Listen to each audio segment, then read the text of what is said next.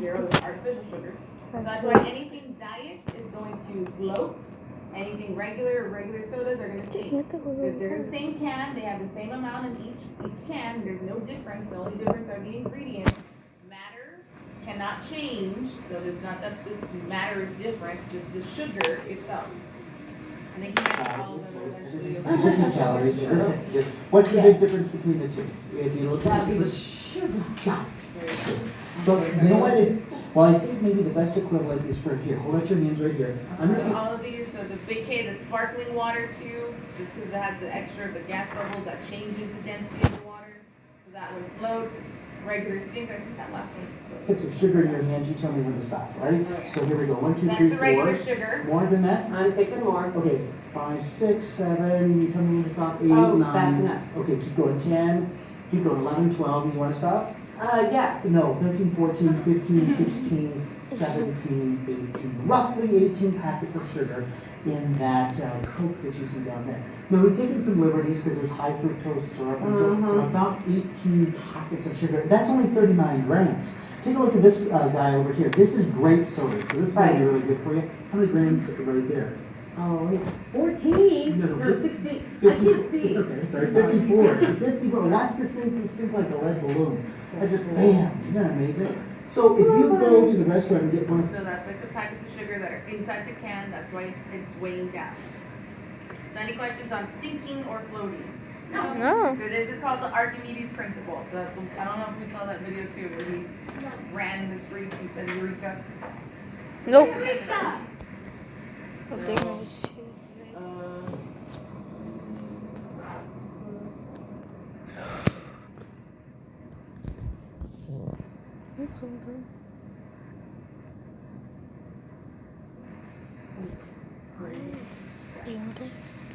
So this is the best one again, than just catch be mature. With Grammarly, you can find really good. In which you begin to wonder and question. These moments have happened throughout history and have led to some truly amazing discoveries. Take this story, for example. There once was a fellow named Archimedes.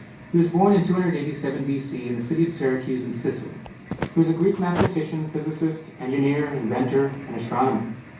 One day, Archimedes was summoned by the king of Sicily to investigate if he had been cheated by a goldsmith. The king said he had given a goldsmith the exact amount of gold needed to make a crown. However, when the crown was ready, the king suspected that the goldsmith cheated and slipped some silver into the crown, keeping some of the gold for himself.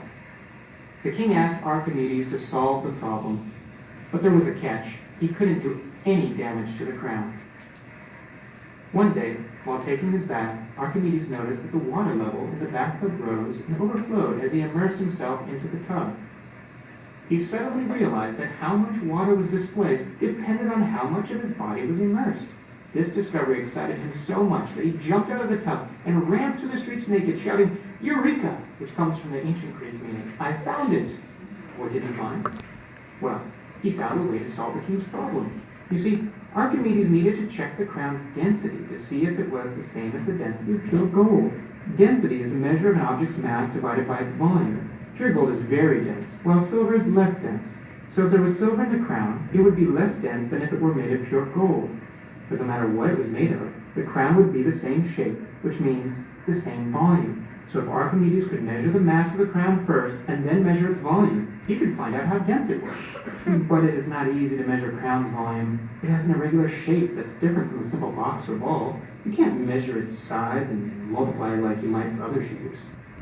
The solution, Archimedes realized, was to give the crown a bath. By placing it in water and seeing how much water was displaced, he could measure the volume. Then he They calculate the number and stuff.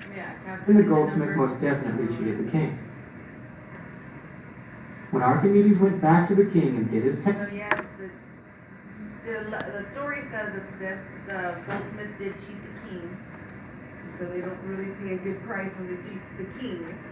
So that's Archimedes' principle. Another one. Any questions? Is that actually true? I don't know, we weren't there. But human. I've seen some things like on Snapchat where it says like, how do we know history, whatever happened was true? Like, Oh, yeah. That's Snapchat. Something. Right there.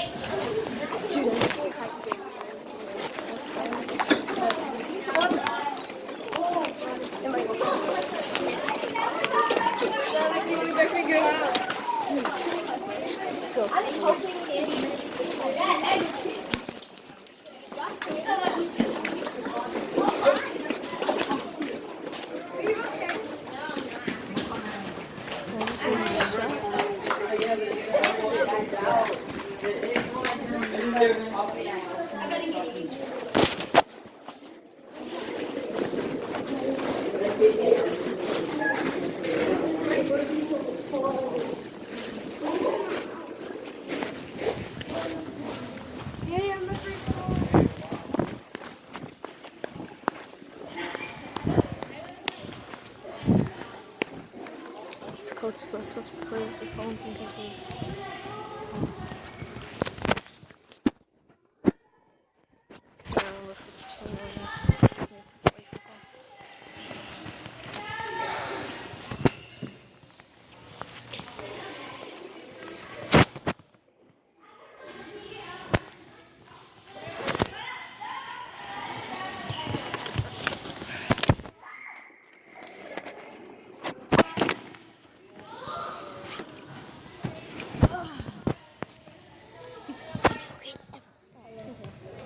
Are you talking about Call of Duty Mobile?